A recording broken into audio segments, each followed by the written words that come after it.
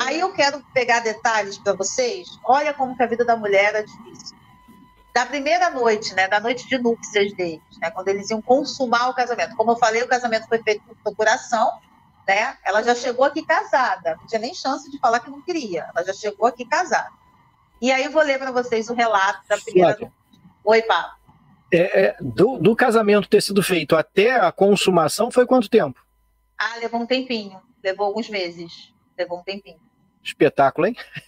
E Dom Pedro fazia festa aqui, né? Quem não podia fazer a festa era ela, né? Mas ele passava o rolo. Na primeira noite, isso é relato dela, da Leopoldina. Na primeira noite, para meu constrangimento, me despi ajudada pela rainha e pela cunhada, o príncipe diante do rei e do cunhado Miguel. Quer dizer, vocês imaginem, gente, pelo amor de Deus, a noite de núpcias da mulher, com a família toda participando e tirando a roupa dela, e Dom Pedro só esperando. E aí ela começa a relatar também que o Dom Pedro era insaciável. Ele não me deixa dormir. Até me disse que eu estava abatida.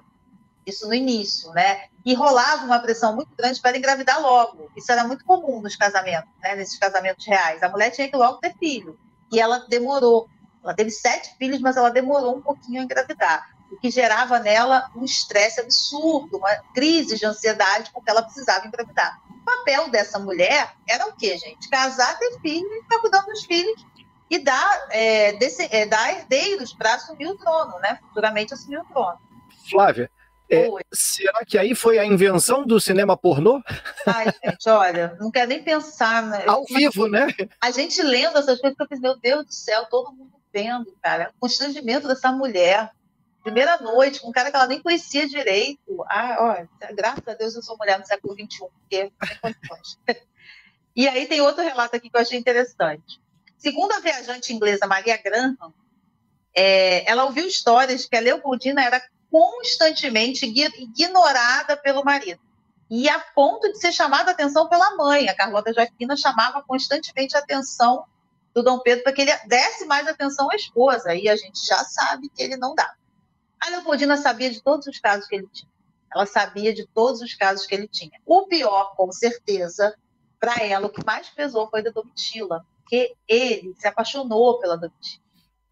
O que ela achava que ele teve, o sentimento que ele deveria nutrir pela mulher dele, ele tinha pela principal amante, né? Lembrando que ele não teve só a Domitila de amante, mas ele teve filhos com a Domitila, né? Um até morreu, né?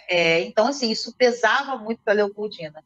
E ela reclama muito nas cartas. O livro do Resultado é excelente, ele é cheio de cartas dela, né?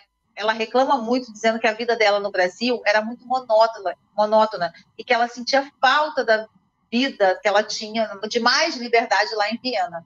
Olha isso, uma monarquia absolutista, né? Um controle muito grande, mas ela lá tinha muito mais liberdade que aqui.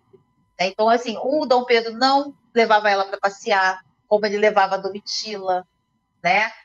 A ligação do imperador com a amante é cada vez mais forte. Ele passeia frequentemente com ela nas cidades.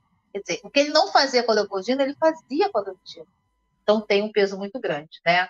E a Domitila tem uma forte influência sobre Dom Pedro. E se aproveitava disso, para empregar a família e os amigos. Muita gente conhecida da Domitila e família também dela, ela colocava para trabalhar com Dom Pedro. Então, assim, ela tinha um poder sobre ele que a Leopoldina não tinha. Isso, obviamente, deixava a Leopoldina muito mal. Falavam que a Leopoldina aparentava ser o Marte da paciência. Imagino que ela maturou, né? Tem uma história aí de que o Dom Pedro batia nela, que o aborto que ela sofreu que levou à morte foi porque ele empurrou, enfim, não se confirmou isso, né? Mas eu acredito que ela sofria, né? Ela sofria muito. E ela morre exatamente em decorrência de um aborto espontâneo, né? Do 8º filho, no dia 11 de dezembro de 1826, né? Uma comoção generalizada no Brasil, né? As pessoas gostavam muito dela. O Dom Pedro fica mal, mas ele fica aquele mal assim, a mãe dos meus filhos está morrendo, né?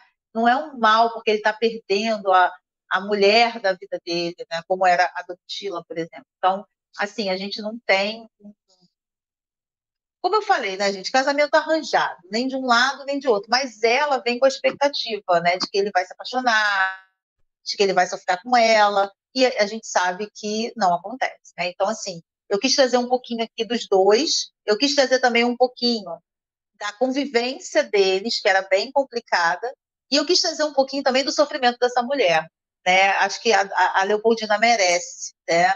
Essa memória, né? Da gente falar mais sobre ela, eu não quis nem falar tanto da parte política, porque eu acho que essa parte dos bastidores, né? Da relação dos dois, deixa as pessoas um pouquinho mais interessadas, mas a gente vai voltar a falar disso, porque esse ano, 200 anos, né, bicentenário da independência, a gente vai voltar a falar desse processo de independência, a gente vai voltar a falar da Leopoldina.